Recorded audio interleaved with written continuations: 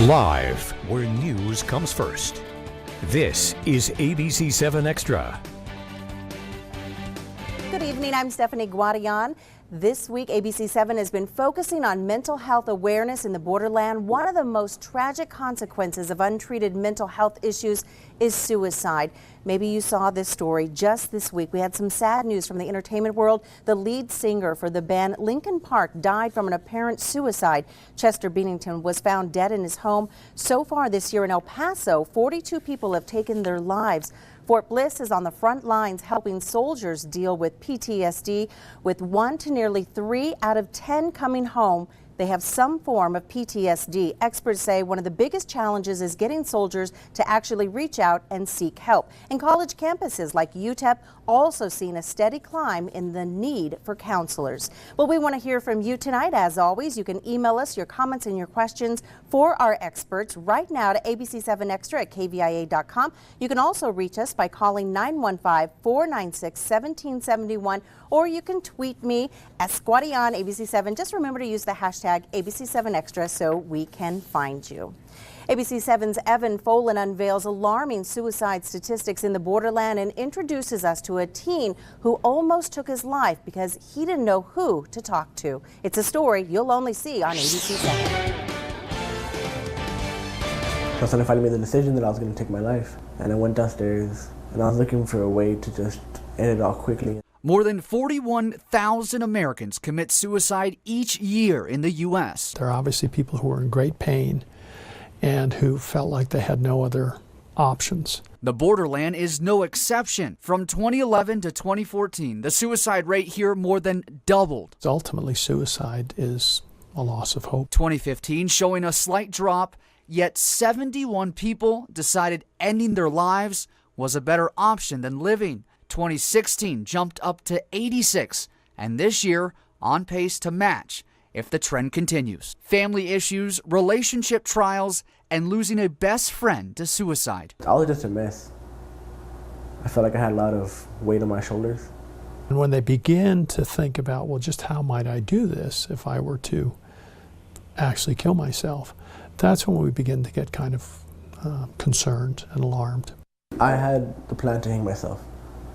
Nicholas is now getting the help he needs and is looking forward to his senior year. When I'm selfish to even have considered it. You have to value your life. Because when I went in there, I didn't value my life at all. I was like, I'm going to take it. It's whatever.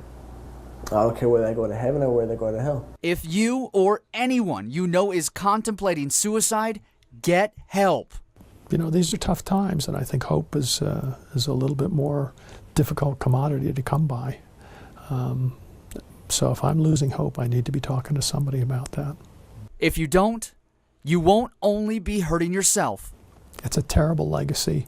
Parents live with guilt and a sense of failure for the rest of their lives. Evan Folan, ABC 7. So if you or someone you know is battling suicidal thoughts, visit our website, that is kvia.com. There we have a list of warning signs and resources that could potentially save a life. Just click on the mental health banner on the homepage. You'll find it under the top stories section. Well, now I want to introduce my guests for tonight. They're Dr. Marcelo Rodriguez-Chevres, the Chief Medical Officer and Psychologist for Emergence Health Network. Also Sharon Butterworth, the CEO of the Paso del Norte Health Foundation, and also Lieutenant Mish Hebecker, the Lieutenant for Inmate Health and Programs for the El Paso County Sheriff's Department. Thank you all very much for being here. I really do think it's an important topic that we discuss, and it's also one that maybe doesn't get enough discussion. Absolutely. Mental health. Why not? Because there's such a negative bias towards it. One of my longtime passions has been to get people to talk about it, to change minds and attitudes, so there's not that negative bias towards mental health, because the brain is a part of the body and it deserves to be cared for and taken care of and respected, just like your heart and your lungs and all the other organs in your body. So someday we're going to get rid of the word mental, and the brain's going to become part of the whole body, and it's all going to be health. And doctor, you agree with this I wholeheartedly? would agree completely. And I think that's a big part of it. It's just the term mental illness. It's difficult to really get people to talk about it. You know, I can talk about my diabetes and the medicine I'm taking, but when it comes to mental illness, there's some biases, there's some stigma. We've come a long way, but we still have a long way to go. Do you see this also in your field? I agree, especially because of many of the shootings. Mental illness, if you admit to having that, has such a negative stigma to it, and people don't realize just the entire spectrum of mental illness. 1 in 5 people has some symptom, and they don't realize just how common it is.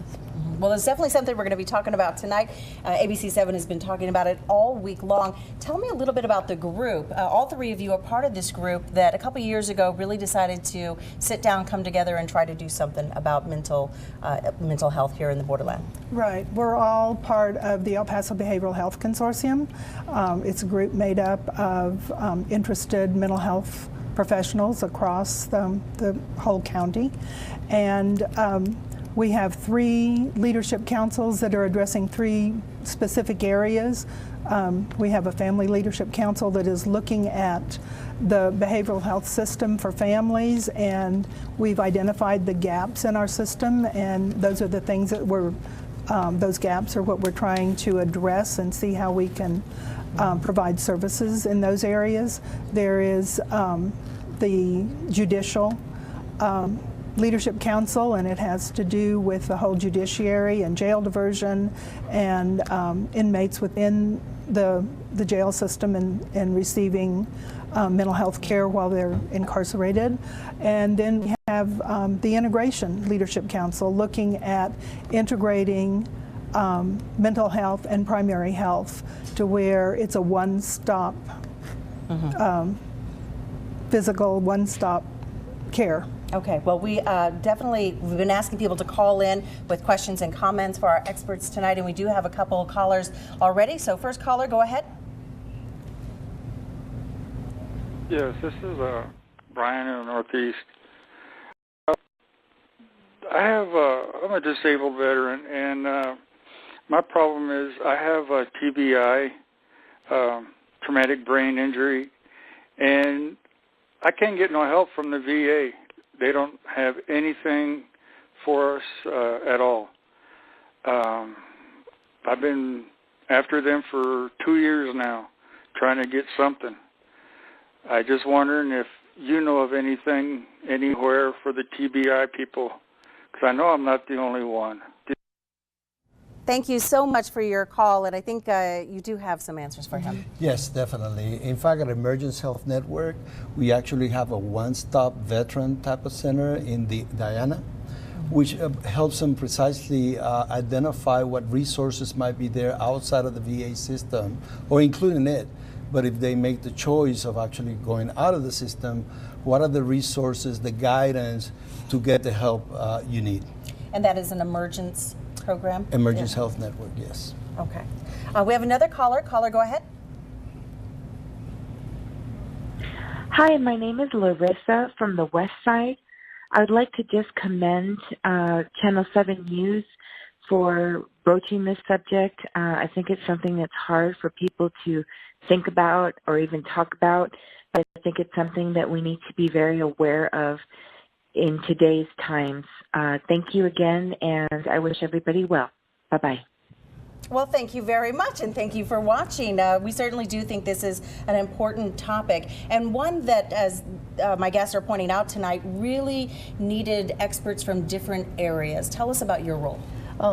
Part of the Justice Leadership Council is looking at individuals that are high consumers in the criminal justice system, from the first interaction with the police officer through having a appointed attorney, going to court, having to go to, for example, the state hospital, or remaining in El Paso, and providing them the services they need so they can continue the care that they had before they came to jail and then when they're leaving. To help them stay out, correct, coming back, and then this, correct, and that's something you don't hear about a lot. People who are incarcerated having mental health issues, but also the homeless. That has to be a big problem. Yes, in actuality, it's estimated that about 90%, and that's high, obviously, of homeless actually have some kind of a mental condition. Let's call it that. I like cerebral, but and what happens is that basically we have, under the law, we have the right to actually have these conditions as well, as long as you don't represent a danger to self or others. So if you're out in the streets and you're hearing voices or you're depressed or whatever, but you're actually not representing such danger, you have the right to be listening to voices or to having a mood disturbance of any kind. So that adds on to the fact that oftentimes we find is something that you're making up, that is behavioral. When we know, and science supports this more and more, that it's more of a neurobiologically, oftentimes genetically predisposed condition, just like many others that we treat, and we're so likely to raise our hand up and get the help we need. And this is the time to reach out and get help, because the resources are there, and we're working and expanding those resources and services. Okay, I know a lot of parents are watching tonight, and I want to get back to the young man that we introduced you to at the top of the show. In his story, he talked a little bit about having these feelings, but no one knew about them. He was hanging out with his friends, he was interacting with his family. His family didn't have any clue what he was going through. What are the signs that parents can watch for? Well, should I? Okay. First of all, let me clarify, because we mentioned suicide, and actually this is the topic at hand, that the third cause of death in our youth is actually suicide. And a lot of people say, well, what's the first and the second? The second is homicides. And the first one is accidents of all kinds. And we don't know how many accidents are homicides or suicides, so the numbers are probably more alarming. But that should be our healthy population. And there are going to be certain signs that you're going to be looking at, like not sleeping well, changes in behavior, in mood, irritability, avoidance, isolating, not doing well in school, or not wanting to hang out with the family events, etc. There are going to be some changes, but oftentimes it's not as clear. So it's important for the parents just to reach out anyway and just, take the temperature of their child. How are you doing? I think it's important that parents insist when their children go for sports physicals, for annual school physicals and so on and so forth, that there be a mental health screening as well. In young children, I think with ADD and ADHD so prevalent, it seems, a lot of parents don't want their children on medication. That doesn't necessarily mean that they would have to be on medication. Therapy works a lot of times, and if this is identified and you get your child to a therapist and a professional, they learn how to recognize their feelings and how to begin to manage their behaviors. But it also takes the parents' understanding, and so it's the parents, it's the teachers helping that child and supporting that child to work through their issues. But it's even more important when they become teenagers, because when they become teenagers is when we begin to see anorexia and bulimia and depression, anxiety, suicide. And so a mental health screening, if it becomes a routine part of your physical every year, is another way. I mean, obviously you have to watch for the warning signs because you're living with these children every day, but then that is just another step that can help you identify. Okay, we have another call. We want to go to that real quick. Caller, go ahead. Yes, this is Brian in the Northeast. I'm a disabled veteran, and my problem is I have a TBI, traumatic brain injury, and I can't get no help from the VA. They don't have anything for us at all. I've been after them for 2 years now, trying to get something. I just wondering if you know of anything anywhere for the TBI people, because I know I'm not the only one. Hello, this is Carmen. I'd like to find out if you have a son or daughter that is depressed, how do you help them? I know they have to talk about it, but how do you encourage them? What type of topics do you tell them? I guess they feel embarrassed. So if one of your children is showing signs of depression, the first thing you should do is just see a primary physician. And under the new legislation that's coming out, as part of your sports exam that you're going to be receiving, you're going to have that option. But any time when you're seeing perhaps signs of suicide, depression, bipolar behavior, your first step can be see your primary physician, and then they'll refer you. And it's not always something that might be a brain disorder. It could be a physical, something, a different part of your body, but always get professional help first. And from there, you can also see the school counselor. You can contact Emergence Health Network. There's a lot of peer-to-peer groups. So there's quite a bit of things outside. I will add to that perhaps even before then, validating your kids, adolescents, your neighbor, whoever, validating the concerns. Oftentimes we dismiss it. Oftentimes we're involved in our own denial, our own issues perhaps. But listening and validating is such a critical thing. How do you validate? Well, as you listen, there might be issues you might not be ready to hear, but yet if you actually are that sounding board that can actually just accept certain things without really arguing it, Judging. or judging, No judgment. no judgment, and help that person vent, and then come in and help them look at it more objectively, because when we're in pain, it's all subjective. And look at me, I'm touching my heart. I should touch my brain. But that's a big part of it. Even in my work as a psychiatrist, I might have somebody that's completely delusional, out of touch with reality. I'm not going to argue it. I'm going to lose that patient. You have to engage people. To engage people, you have to listen and validate, and that's part of your assessment.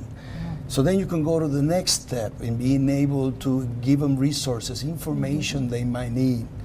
And perhaps the help and reinforce not only getting professional help, but the things that should be doing on their own to get better, those self-help kinds of things, like exercise, a good amount of sleep, some kind of a hobbies, certain things that are going to help our lifestyle kind of minimize the level of stress. Okay, all good advice. Let's take a quick break and then we'll jump right back in. You are watching ABC 7 Extra. When we come back, the startling results of a Borderlands study on PTSD. If you would like to share your comments or questions, you can call our comment line right now, 496-1771. And if you're online right now, you can email us, abc7extra@kvia.com. We'll be right back.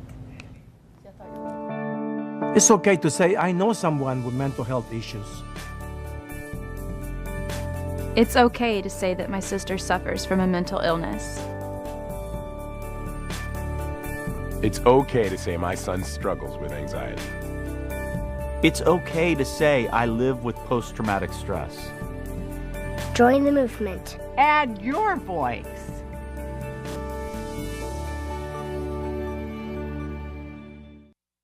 This golden opportunity features steel, titanium, and carbon fiber. Raw elements made exhilarating by Lexus.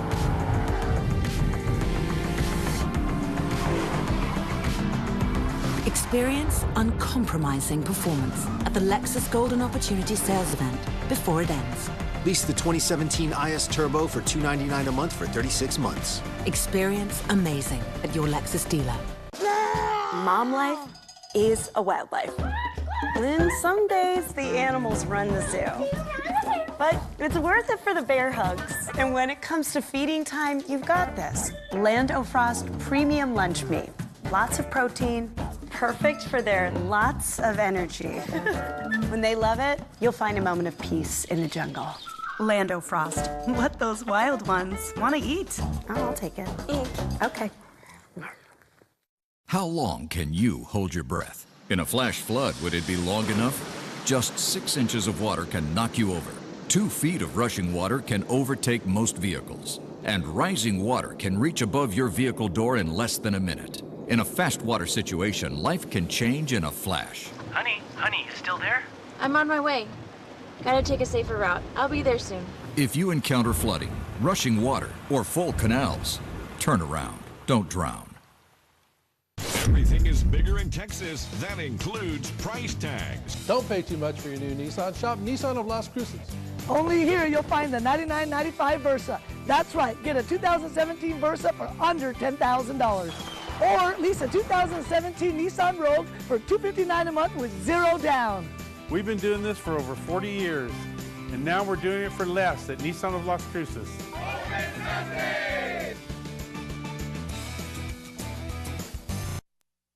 A new report shows a number of local veterans aren't getting the proper medical attention they need when it comes to post-traumatic stress disorder. A report taken by the El Paso Veterans Affairs healthcare system says that 29% of patients don't get a suicide risk assessment. It reviewed the quality of care, diagnostic care, medication management, and PTSD care, among other things. The report outlined recommendations to improve the VA. The target date to make the improvements is September 30th. There are currently more than 100 PTSD research projects with an investment of about $250 million since 2010. If you missed any of our mental health reports, just go to kvia.com, click on the ABCs of Health and click Mental Health, or you can scroll down our website and click on the banner for Mental Health Special Reports. When you're there, you can even search mental health clinics. You'll also see our past reports that we've done on mental health. Right here, you can also enter your zip code and find different clinics around town. You'll also see past reports and articles on PTSD and the opioid epidemic. And that was ABC 7's Rick Cabrera reporting for us tonight. Welcome back to Sunday Extra. I want to welcome back my guests tonight. They're Dr. Marcelo Rodriguez-Chevers, the Chief Medical Officer and Psychologist for Emergence Health Network. We also have Sharon Butterworth, the CEO of the Paso del Norte Health Foundation. And we also have Lieutenant Mish Hebecker, the Lieutenant for Inmate Health and Programs for the El Paso County Sheriff's Office. Welcome back, everyone. PTSD, we always think of it, think of soldiers when we think of PTSD. But that can really be something to affect more people? PTSD is very common. It can be from childhood abuse. Being in jail can cause PTSD. It can be vicarious trauma. For example, a police officer goes through an MVA, motor vehicle accident, and just that side, anything that's very traumatic to that person will stay with them, and it can cause post-traumatic stress syndrome. Or even witness the trauma could actually trigger PTSD. Symptom formation in many people. And it actually, up to about, you cannot force them on them unless you get, obviously, a court order to do so, and then you will have to prove that criteria in court. So we have some challenges, but overall I think the system is getting precisely to the point that we've been able to overcome a lot of those hurdles that are allowing us to reach out, especially when people are not really so much willing to reach in. Well, and I think that more and more, like the federally qualified health centers now, I think have mental health care, and that would be like Central San Vicente or La Fe or Project Vida, and there's other nonprofits within the city, and maybe we can add those to your list of resources. Sure, to our website, which is kvia.com. We can put those on. There are other places that people can go. And I think that might tie into a tweet that I just got from Richard Mankey. He says, where can you find help when you don't have medical insurance? That's where. Those places. Okay, yes. And we will get some links up on Well, in Emergence. Emergence Health Network. Yes. We have a 24/7 crisis intervention type of unit, which includes also 11 beds to just assess people, extended observation unit, keep them away from jail, from the emergency rooms, that sort of thing. And by the way, let me just say a word about mental health first aid, because I think it's going to be critical that we all get trained in recognizing those warnings, in developing the skills to actually address those. How does that happen, though? How do we all get trained? Well, you want to talk about it, or should I go on? Well, we have partnered with Emergence and with the Sheriff's Department, and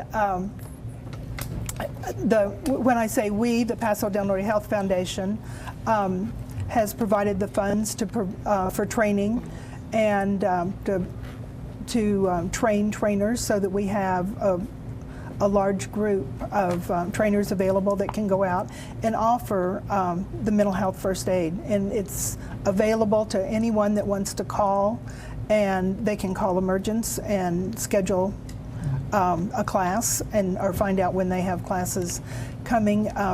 Also, something that another resource that maybe we haven't mentioned tonight is NAMI, and there is no charge for NAMI's classes. They teach NAMI Basics, which just teaches family members about the basics of mental health, and then there's Family to Family that teaches, you know, more in-depth. A lot of resources out there. A lot of resources. People may not know about them. And again, we'll try to get as many as we can up on our website, kvia.com. I want to get one more caller in. Go ahead, caller. Hi, this is for the Emergence Health Network. My son last year went to a crisis where he was going through very severe panic attacks, anxiety, depression. He was really, really bad thinking, really crazy stuff. We do not have insurance. We went to the Emergence Health Center for help. They gave us an appointment to see a doctor a month. So it's something that needs to be addressed, that people that need the help right away are not getting it. We had to actually go and pay outside for a psychiatrist, which are very expensive. And it's just a comment, you know, letting you guys know that when the need of help is needed right away, it's not there. I don't know what would have happened to my son. He was thinking about committing suicide because of all the crazy thoughts he was having in his head. I don't know what it would have happened if we wouldn't have gotten a outside psychiatrist, a private psychiatrist. And it's just a comment, you know, that these things are very, very important to take care of right away. And they do not have the space to see patients as soon as possible. Like I said, they gave me an appointment in 1 month, and I don't know what would have happened to my son in 1 month if I would not given him taking him to a doctor outside, a private psychiatrist. And it's just to let them know that this is something serious that needs to be addressed, because people sometimes need the help right away, not in a month. Thank you. All right, caller, thank you very much for sharing your story. We appreciate that. Is there something that family members need to do when they really think that they're having a crisis and someone could, you know, do something bad to themselves like that night? What do they need to say? Well, oftentimes in that kind of emergency, you have to go to an emergency room. Especially if there's no access directly to your own doctor or even your psychiatrist, that oftentimes that happens. So you don't call the police, you would call? Well, you could if it's at a point that the person might be acting out or trying to harm themselves or others, yes, and the police would actually are trained precisely to identify that, and then oftentimes take them precisely to the emergency room for a professional to see them. When we make outpatient assessments, those assessments might not indicate at a point in time the acuity that the person might have, because obviously it might come in the near future. And as good as we've gotten, we cannot read the future. We are making lots of steps of recruiting people to have the resources, the providers that we need. The demand is there. The demand is too big. We're overserving. We're serving much more than we actually are budgeted to do. And what we have to do our best as we move forward. And I just need to let people know that we're aware of it, and that we're working very actively, precisely in fine-tuning all those details where people can actually get the help they need as prompt as they need it. Okay, we need to get another quick break. When we come back, I want to talk a little bit about what lawmakers are doing on this issue. We'll be right back. Honey, the neighbors are here. Oh, come on in. So, are you guys still using the swamp cooler? Yes, and it's so hot and humid at our house. We need to convert to refrigerated air. Your house is so comfortable. Yeah, what was the name of the company that installed yours? Oh, the air conditioning company? Yeah, what was their name? The air conditioning company. Oh, are they the ones that offer $1,000 off with payments starting at $79 a month? Yep. So what's the name of that company? The air conditioning company. Call us. You'll love our company. It's that time of year, and you're getting ready for back to school. Mattress Firm has the deals that make you sleep well this time of year. You pick the size, you pick the price. Twin, full, queen, or king, same price. Starting at just $149 each piece. Twin each piece starting at just $79. Memory foam pillows, 50% regular price. Sealy queen sets start at just $299. Now is the time to save big. Don't miss these back to school savings. Mattress Firm, where it's easy to get a great night's sleep. Summer's here, El Paso. Get out of the heat and get into Casa Ford. These deals are so fresh and so cool. Get your choice of 4 great Fords at 0% APR for 72 months. Or get the 2017 Casa Ford F-150 at 0% APR for 60 months. Come to Casa Ford for superb service from the friendliest folks in town, but most of all, come because The deals are so fresh and so cool. our casa es su casa here at Casa Ford. Yeah!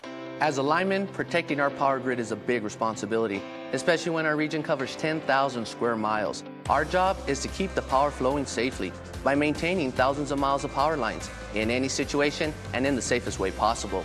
And as our city grows, we'll be there to build a stronger, more secure grid.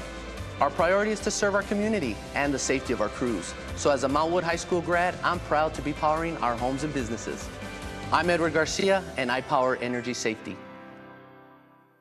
Welcome back, everyone. And as I just said before break, we want to talk a little bit about what lawmakers are doing on this issue. There were some bills, recent bills? There were. I've been going to the legislature since the late 90s, and this is the most productive year for mental health that we have ever had. I know that there was a lot of or they considered a lot of dysfunction during this year's session, but for mental health, we were very pleased with the bills that were passed and what were those? The money that was allocated in the budget. There's everything from jail diversion and what they call re-entry funds. There's a bill about mental health screening for children for Healthy Steps. So pretty much the whole gamut, and it'll leave all of us with challenges to find the providers and be able to apply for these state funds and bring them into the city of El Paso. That's one thing that the Behavioral Health Consortium is looking forward to, is collaboration among all of the partners within our community so that we can go after all the state funds that are now available. And we talked about the need, and that is something you say is great. We just don't have the resources to deal. Correct. I think in El Paso it's very important for us to begin educating the public and letting them know where can you go if you're a child or you yourself are starting to show symptoms of mental illness. As Dr. Rodriguez mentioned, mental health first aid will show you, or will teach you the signs and symptoms. It'll certify you the same way that you receive a CPR certification. It's an 8-hour course. And going from that, you'll learn, I can send this person for self-help or recommend self-help, recommend professional help. And I mean, there's a variety of resources out there, from clergy to school counselors to peers, but the community, we need to advertise it better within the community and let people know where can you go. Because as you mentioned, a young man is going to kill himself because he didn't know who to speak with. And that shouldn't happen here. And it does. Correct. It does. Okay, we are running out of time, so maybe final thoughts on this. I know you said part of the reason you came together was to look for some gaps here in the borderland. What did you find?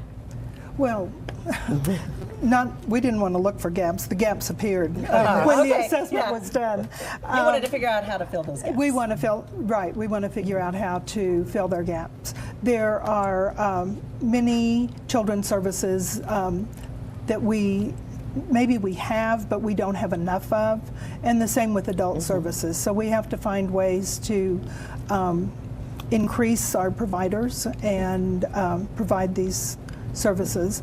Then along those same lines, in the justice leadership, there are gaps. We don't have maybe all the services we need for people coming out of jail for re-entry back into society that we need. And there's a whole there's work around competency restoration and so on and so forth. So there's some gaps, and we've identified them, and we're working on them. All right, still a lot of work to do. Still a lot of work to do. Thank you so much, all of you, for coming tonight. I really appreciate it. An important topic. And again, we're going to try and get all those resources for you on our website. Many of them are there now, and that is kvia.com. Have a great night. Thanks for watching, and a great week ahead. Bye-bye.